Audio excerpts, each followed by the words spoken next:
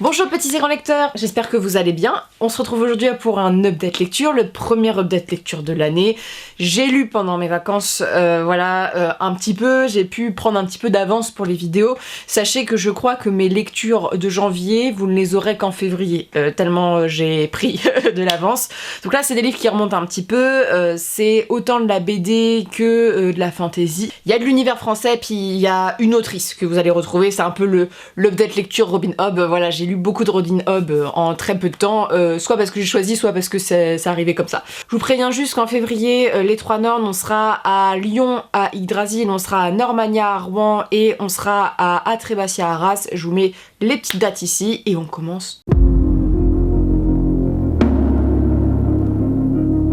Commençons par l'illustration, la BD, un genre que j'aime beaucoup, que je lis assez peu. Je suis plutôt roman graphique ou belles illustrations, beaux livres, plutôt que BD. C'est le coup de découvrir un univers que j'aime bien et je trouve que la BD lui rend tout à fait hommage et ça va permettre à des lecteurs non d'imaginaire ou du moins des lecteurs non de romans de se pencher sur cet univers et peut-être à lire cet univers qui est quand même très facile de lecture. On parle donc de Paris des Merveilles, de Pierre Pével, qui est donc illustré par Willem ici, c'est les Enchantements d'Ambremer, donc ça illustre une partie du premier tome du Paris des Merveilles. Pour ceux qui ne connaissent pas, c'est une des trilogies les plus importantes de Pierre Pével qui se situe dans un Paris un petit peu particulier, Paris de la Belle Époque, où on va avoir nous, pauvres humains, pauvres airs, qui faisons notre vie, et le monde des faées, les mondes des fées. Moi je l'appelle Hippolyte dans le texte, qui est donc une sorte de magicien qui vit un peu entre les deux mondes, qui a un chat volant pour seul colocataire, et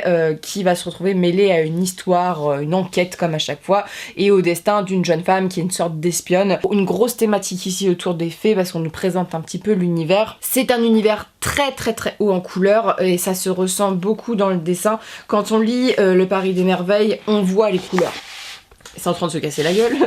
On voit les couleurs et ça se voit dans le texte. C'est style très BD franco-belge. Je n'y connais rien, mais voilà, on retrouve un style un petit peu BD avec la Tour Eiffel, les quartiers très importants de Paris. Et en même temps, on va voir ce Paris des Merveilles qui est illustré ici, avec vraiment un côté un petit peu plus médiéval, avec vraiment toutes sortes de créatures qui vivent en cohabitation. C'est un univers qui peut être lu autant par les jeunes que par les adultes, c'est assez accessible. Et il y a un petit côté enquête, action, voilà, un petit côté romance qui sera développé un peu plus tard. C'est vrai que notamment le personnage féminin qui est représenté ici est un personnage tout à fait délicieux dans l'histoire. Et si vous avez envie de lire des histoires avec des chats volants un peu scientifiques, n'hésitez pas, c'est pour vous. Mais je trouve que c'est une excellente idée. Ça va permettre de faire découvrir l'univers et surtout, même si je suis pas une fan du dessin franco-belge, ça rend vraiment hommage au texte. Quand je lisais, j'avais vraiment l'impression de retourner dans le Paris des Merveilles parce qu'il y a cette couleur, ce côté même dans le texte très, j'allais dire jovial, mais très ubuesque où tout se passe des choses toujours un petit peu, il y a des explosions, c'est rocambolesque, voilà. Et on retrouve cette patte qui est très particulière et qui est une patte qui est pas forcément très vue en imaginaire. L'imaginaire en général c'est très sombre, il y a toujours des guerres, tout va mal. Là même s'il y a des choses qui vont mal, l'univers reste très coloré, accessible. Le Paris des Merveilles c'est même un texte que je recommande aux lecteurs qui n'ont pas trop l'habitude de l'imaginaire parce qu'il y a un côté comique, il y a une petite romance, il y a du policier, c'est assez simple de lecture et c'est pas trop dépaysant parce qu'il y a un petit côté historique, un peu steampunk. Ensuite on passe à la petite Robin Hobb. Alors Robin, j'ai un peu trop lu d'elle. Et je vais vous présenter ce que j'ai moins aimé, je pense, de Robin Hobb depuis que je lis Robin Hobb, ce qui fait quelques années maintenant. J'ai donc terminé le cycle des anciens. Donc qui est le cycle qu'on peut voir un petit peu, je vais en porter qu'un seul, j'ai la flemme, voilà, qui est un peu le cycle, comment le décrire, bah c'est le cycle, le second cycle des Aventuriers de la Mer, hein, parce que mine de rien, même s'il y a des nouveaux personnages, c'est pas très compréhensible si t'as pas lu les Aventuriers de la Mer. Vous lisez le premier cycle de l'Assassin Royal, vous lisez les Aventuriers de la Mer, vous lisez le deuxième cycle des Assassins Royal et vous lisez la Cité des Anciens. Je vous recommande quand même de les lire dans un certain ordre parce que sinon vous passez quand même sur des clés de lecture, et là ça risque d'être nébuleux. Alors, ça parle de quoi la Cité des Anciens? Suite à ce qui s'est passé dans les Aventuriers de la Mer, les dragons font leur comeback sur les terres un petit peu différentes des Siliduchés. C'est assez loin d'où se passe en fait l'assassin royal. C'est plus dans les terres des Aventuriers de la Mer, c'est pour ça que je vous recommande vraiment de le lire, surtout qu'il y a vraiment des personnages des Aventuriers de la Mer qui ont un rôle ici.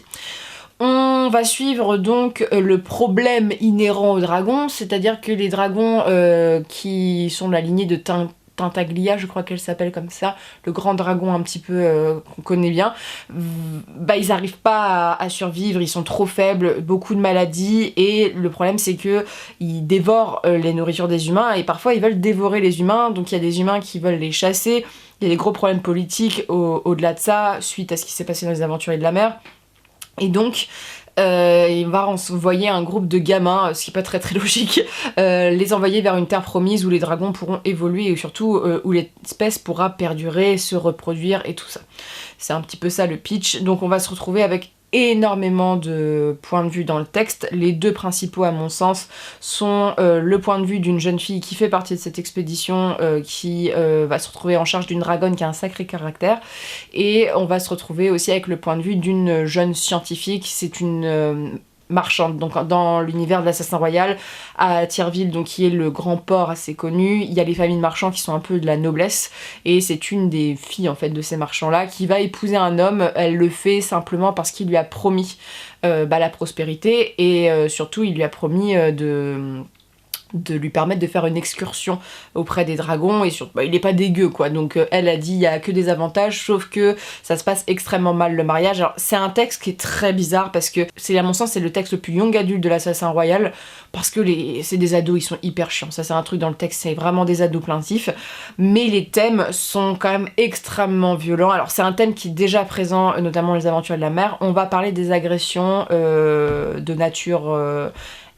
voilà, et il y a des choses que je peux plus dire sur YouTube parce qu'après on est puni par l'algorithme, mais il y a beaucoup de choses, et il y a surtout les agressions faites dans le cadre du mariage. Donc il y a des scènes qui sont très visuelles et violentes. Alors pas cru dans les mots, mais c'est brusque, ouais, c'est brusque. Si vous êtes mal à l'aise avec ça, c'est quand même compliqué à lire, mais ça parle de ça. Il y a aussi un autre personnage qui est lié à cette jeune femme. On va apprendre le secret en fait de son mari assez rapidement. Bon, c'est assez simple.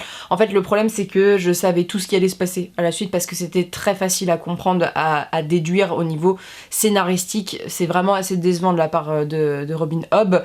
L'univers, moi les dragons, j'ai vraiment un problème avec les dragons. Je crois qu'il faut que j'aille me faire soigner, mais c'était un peu trop, et surtout les personnages sont hyper chiants dans le texte, c'est des gamins, donc ils sont hyper chiants, et au-delà d'avoir ce truc adolescent, il y a des mots qui sortent de la bouche de certains hommes de ce texte-là, et t'es en mode mon dieu! Du genre là, il y a une scène, ça m'avait choqué dans le tome 1, où il y a un mec qui fait comprendre à une des personnages principales qu'elle a intérêt de se marier et de choisir son amant vite, parce que sinon ils vont pas lui laisser le choix, quoi. Et voilà, puis c'est très adolescent, compétitif, il y a vraiment une mauvaise ambiance dans le groupe, c'est assez violent. Et c'est long, parce qu'en fait, à part cette quête de dragon, il n'y a pas grand chose au niveau politique. Quand on retrouve un peu les personnages qu'on a vus dans les Aventuriers de la Mer, c'est chouette, notamment dans Satin Graal 2, il y a un personnage qui est important, et tu vois que ça replace vraiment les enjeux pour le fou et l'assassin, je pense. Donc j'attends que de lire ça maintenant, mais c'est vrai que il est au niveau du scénario, c'est prévisible, les personnages sont pas vraiment attachants, les bons personnages des Aventuriers de la Mer on les suit plus, et en même temps il y a des questions importantes qui sont dénoncées, il y a notamment la manipulation dans le couple. On voit vraiment que c'est une thématique qui est exploitée dans le texte, hein. La relation homme-femme est quand même particulière, et dedans il y a aussi de la représentation LGBT dans le texte, hein, qui est pas facile forcément à lire tout le temps, mais du fait du contexte du livre, voilà, mais qui a le mérite d'être là, et voilà. Pour moi ça a été un peu, tu sais, c'est le livre que tu dois lire pour lire les livres qui ont l'air super après, c'est un peu ça, donc un peu déçu. La mythologie des dragons, même la figure du dragon, elle est pas vraiment travaillée, à part en faire des carnivores. Même George R. Martin travaille plus la question du dragon, selon moi, sur la géopolitique et tout. Là, à part dire oulala, ils vont nous manger, il faut les tuer, ou oulala, on va se servir de leur corps parce que ça a des bénéfices. il y a pas grand chose. Après, faut dire que cette intégrale 2, tout ce qui était en dehors du groupe de dragons était assez intéressant, mais c'est vrai que c'était prévisible, tu savais qui allait finir avec qui, la romance, alors c'était des couches et des couches de gnangnan. Je suis pas trop habituée à ça avec Robin Hobb, donc j'étais un peu perturbée, mais c'est vraiment pas mon truc, donc ça a regroupé les trucs que j'aime pas trop. Ensuite, j'ai un deuxième livre de Robin Hobb qu'elle a écrit sous le nom de Megan Langdon, donc c'est son vrai nom, et c'est surtout un texte qui est sorti quasiment 6 ou 7 ans avant l'Assassin Royal. C'est un texte qui est sorti en 1983. Donc l'Assassin Royal, c'est les années 90 il me semble, donc c'est au début on va dire de sa carrière, hein. C'est un de ses premiers gros livres. Alors l'édition est très très belle, c'est Qui est Vendien, donc chez Memno, c'est un intégral de 3 textes il me semble, donc tu les trouves, ils étaient trouvables à une époque en poche. Alors Qui est Vendien, pareil, c'est une œuvre un petit peu particulière je trouve. On va suivre donc l'histoire de Qui. Qui, c'est une femme qui vit dans un endroit un peu inspiré des religions de la culture tzigane, tu vois. Elle est mariée, elle a des enfants, et en même temps, elle, c'est une pièce rapportée. Elle n'a pas grandi dans cette religion-là, c'est son mari qui avait cette religion-là. Tout va changer le jour où des harpies, parce que c'est un peu les créatures très importantes de ce texte-ci, vont assassiner son mari et ses enfants, et Qui a juré vengeance et va se venger, sauf que ça va avoir des implications, les harpies vont vouloir se venger en retour. Sur son chemin, elle va faire la connaissance de Vendien, qui est une sorte de baroudeur, voleur, voilà, un homme quoi, qui a aussi lui des secrets, voilà, qui est un homme assez mystérieux au début, et on va le suivre en fait dans toute leur pérégrination, surtout que c'est une suite, hein. C'est pas des tomes vraiment indépendants, parce que même si c'est des histoires à chaque fois qui se finissent, tu as besoin d'avoir lu les premiers tomes pour comprendre. Donc dans le premier tome, c'est la chasse aux harpies, dans le deuxième tome, on va basculer dans un... si je me trompe pas, dans un nouveau monde. Et dans le troisième, il me semble, c'est la quête avec le mec sans tête. Voilà. Ou c'est le deuxième. Bref, il y a un truc avec une quête avec un mec sans tête, il y a des magiciens, il y a des harpies qu'on va un petit peu découvrir. Alors, vraiment, l'originalité du texte est à souligner du fait du choix des créatures, du choix des autres créatures que vous allez découvrir dans le texte, hein, parce qu'il n'y a pas que des harpies, des magiciens, donc tout ça, le worldbuilding est assez sympa, même si c'est pas très très creusé. Qui est Vendien, c'est malgré tout un livre qui est lu quand même par le jeune lectorat en général. C'est pas forcément un livre qui est destiné aux adultes, même si c'est assez triste. Il n'y a pas de scène au lait, il n'y a pas de... Voilà, il y a... Ah oui, le dernier tome, c'est le gars qui doit ramener en charrette. Je confonds. Voilà, c'est le gars qui doit... Ils ont une quête avec les charrettes, parce qu'elle elle tire une charrette. Donc voilà, à chaque fois, elle a des quêtes de marchandises à transporter. Et donc, c'est vrai que le worldbuilding est sympa, les personnages sont attachants, c'est des personnages qui sont vraiment particuliers. Qui, c'est une femme qui est détruite au début du texte, qui est hyper froide, qui veut refuser tout, qui n'arrive pas forcément à se plier à ce qu'on lui demande, hein, parce que la place de la religion est vraiment très importante dans le texte, et ça c'est bien fait, du genre, elle doit porter le deuil d'une certaine manière, bref, c'est vraiment une quête de soi aussi d'un apprentissage, et tous les deux se complètent, voilà, il y a de l'aventure, c'est ce côté froid aussi, hein, qui ressort du texte, qui est assez dépendant à Robin Hobb, parce qu'elle a vécu en fait en Alaska, donc souvent c'est des paysages un peu comme ça. Le problème dans Qui est Vendien, c'est que là je vous dis c'est super, c'est que c'était long, il y a beaucoup de longueur, vraiment beaucoup de longueur, les personnages sont assez froids entre eux, vraiment il y a une froideur dans les textes, on a du mal à voir les personnages s'attacher entre eux, c'est assez lent, et c'est vrai que la lenteur du texte, le peu d'action, le peu de worldbuilding, il y a beaucoup de descriptions de paysages, ça peut pas correspondre à tout type de lectorat. Plus un livre sur les personnages que sur l'aventure, sur leur évolution personnelle. C'est un livre qui est très triste et très beau en même temps, mais c'est vrai que le rythme, la plume aussi, qui est assez différente je trouve de l'Assassin Royal, qui est beaucoup moins travaillé à mon sens. Voilà, c'est normal, sa plume est plus exercée maintenant, mais c'est vrai que c'est vraiment très très lent, et il y a aussi, alors ça c'est peut-être un problème de traduction, du moins c'est un problème que moi j'ai à la lecture de plus en plus.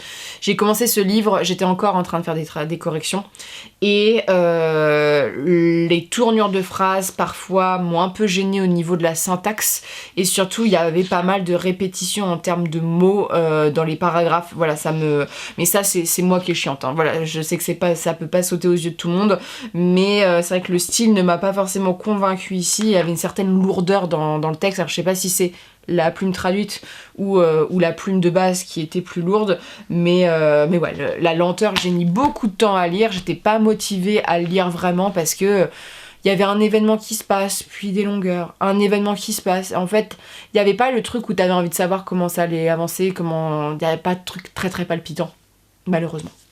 Mais ça reste un classique. Je vous dis des conneries, en fait il y a bien 4 livres, c'est pour ça que j'ai 4 histoires dans la tête, voilà, donc c'est moi qui ne réfléchis plus. Mais c'est vrai que c'est un peu un ovni, voilà, c'est un livre je pense qui peut rencontrer son public, si vous aimez les lectures où c'est très lent, c'est descriptif, très introspectif, très beau dans les paysages, et des personnages où ça va pas être enflammé, voilà, c'est plus complexe que ça, et c'est en même temps plus beau, hein.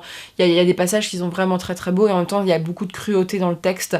Et voilà, le personnage de la femme en deuil qui a perdu ses enfants, c'est dur à lire, mais c'était quand même intéressant. Donc voilà, sur ce, j'en ai fini avec Robin Hobb aujourd'hui, ce qui n'est pas le cas des prochains updates lecture parce que j'en ai lu un en plus. J'aurais pu le mettre là, faire un update lecture 100% Robin Hobb, mais on va en terminer là quand même.